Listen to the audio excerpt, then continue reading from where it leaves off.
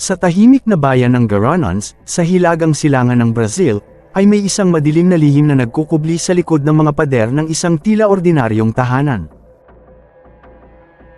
Ang mga walang kamalay-malay na mga kapitbahay ay nakangiting bumibili ng masasarap na merienda gaya ng pie at mga pastry, mga pagkaing inaakala nilang gawa mula sa pagmamahal at malasakit ng tila isang mabait na mag-asawa. Ngunit lingid sa kanilang kaalaman, ang mga pagkaing ito ay naglalaman ng isang nakapangingilabot na katotohanan, isang katotohanang magbubukas ng isa sa pinakamapanlinlang at pinakakilabot na kasong kriminal sa Brazil. Sa likod ng mga pagkain na ibinebenta ng mag-asawa at kalaguyo nito, ay ang mga laman mula sa katawan ng mga inosenteng kababaihan, na pinatay at kinain ng isang pamilyang nagsasagawa ng pagpaslang sa ngalan ng tinatawag nilang purification. Anong klaseng baluktot na paniniwala ang magtutulak sa isang tao at kanyang mga kasabwat upang magsagawa ng ganitong klaseng karumal-dumal na mga gawain? Ito ang nakakakilabot na kwento ni George Beltrão Negromonte, ang kanyang mga nabiktima, at ang kulto ng kabaliwan na pinag-usapan sa kanilang bansa. Halina at ating alamin ang bawat detalye ng madilim at kakaibang kaso ng cannibal chef ng Brazil, isang kwento ng pagkabaliw, pagpatay, at matinding pagtataksil.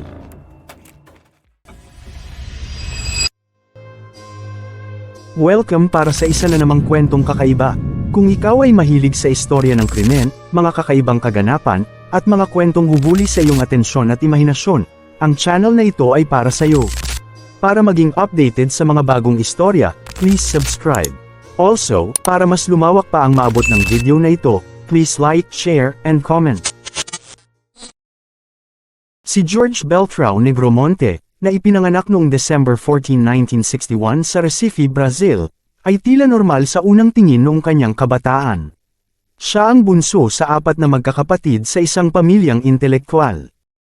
Ang kanyang ama ay isang respetadong abogado, at ang kanyang ina naman ay isang propesor sa universidad, na kapwa mga imigrante mula sa Portugal. Ngunit sa ilalim ng pribilehiyong ito, may isang nagbabantang suliranin sa isip ni George, na sa kalaunan ay mauuwi sa karahasan. Noong kanyang kabataan, lumabas ang madilim na mga udyok ni George.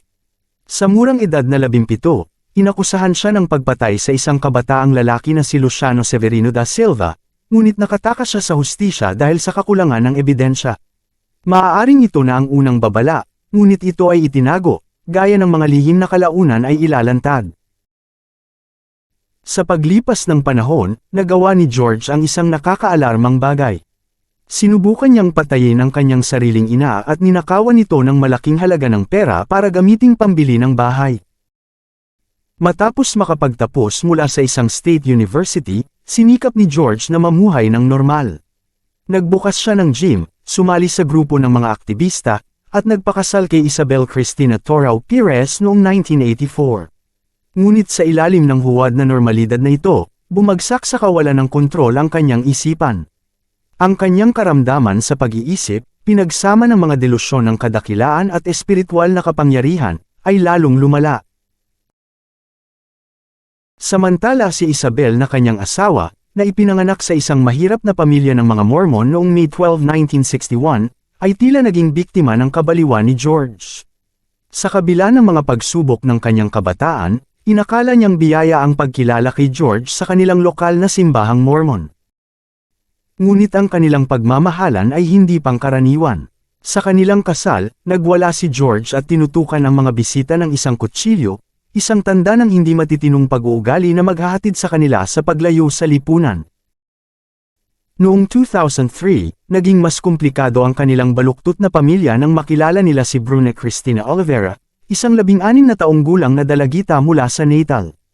Nakilala ni Bruna si George sa gym kung saan ito ay nagtatrabaho bilang guro. Sa kabila ng pagiging kasal ni George, pinasok nila ni Bruna ang isang bawal na relasyon, na tinanggap naman ni Isabel bilang bahagi ng kanilang pamilya. Ito na ang simula ng isang kulto, isang ugnayang batay sa delusyon at karumal-dumal na pagpatay.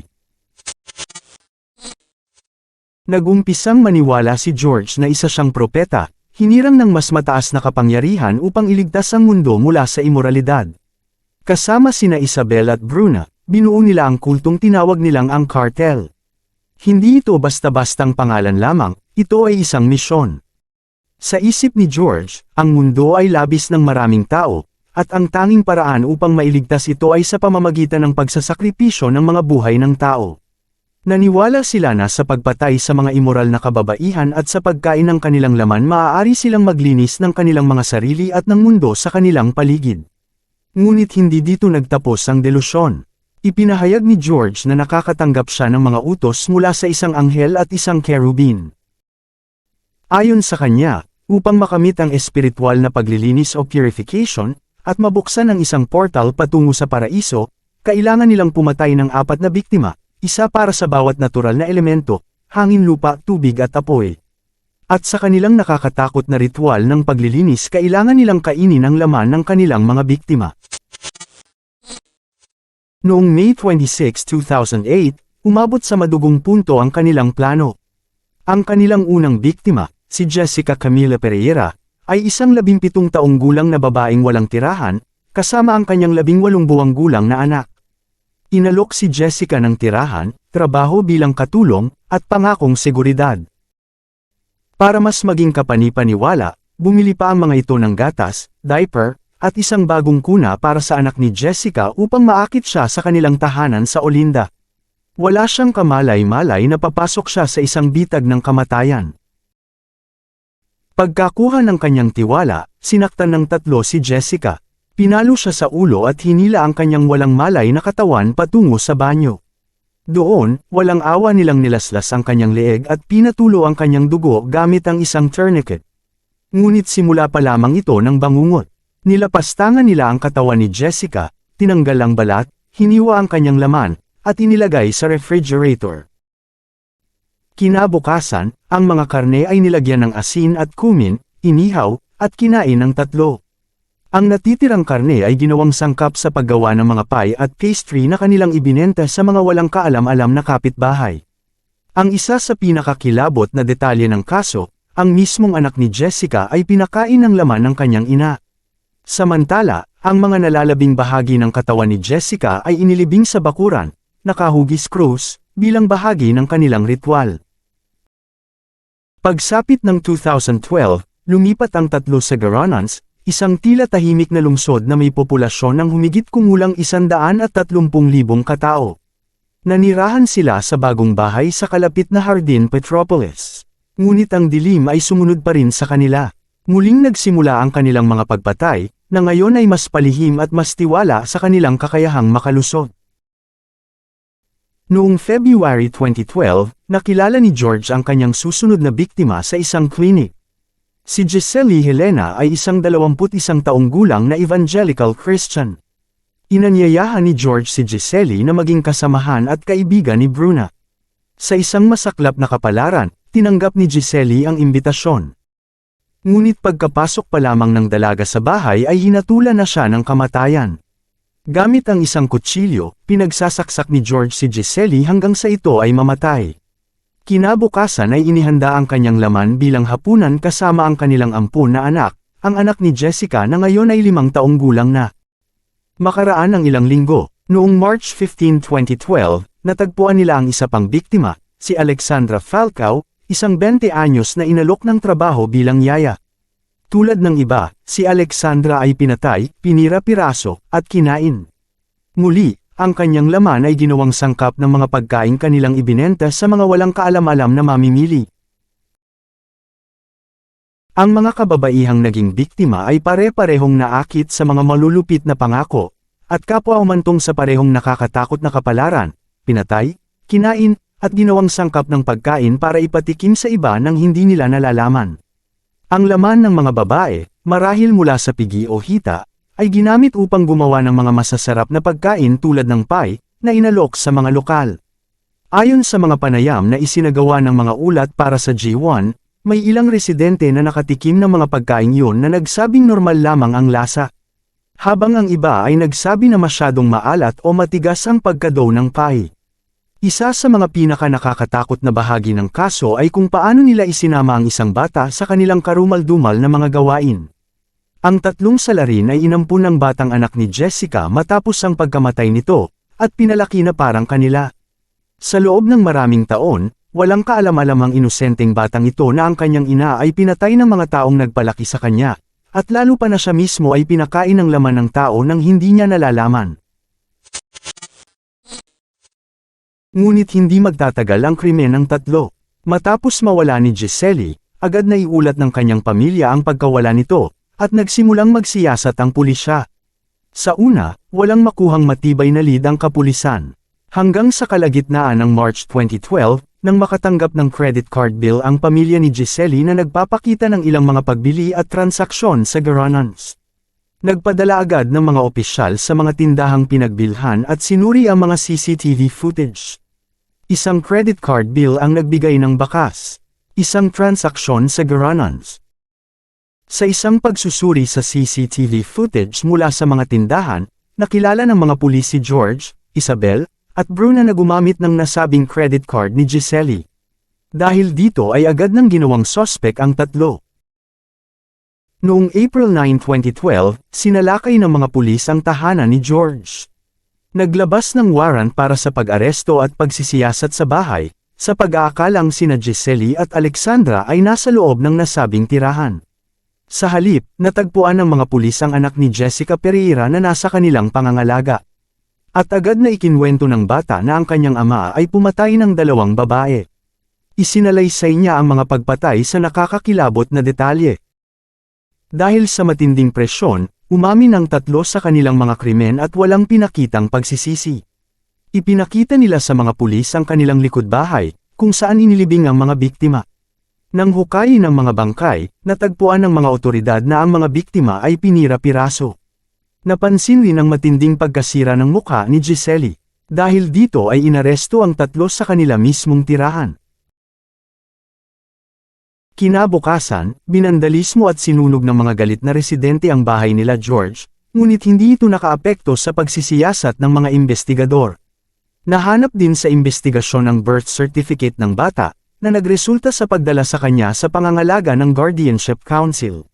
Sa huli, narecover at positibong nakilala ng mga otoridad ang mga labi ni Giselle gamit ang DNA testing.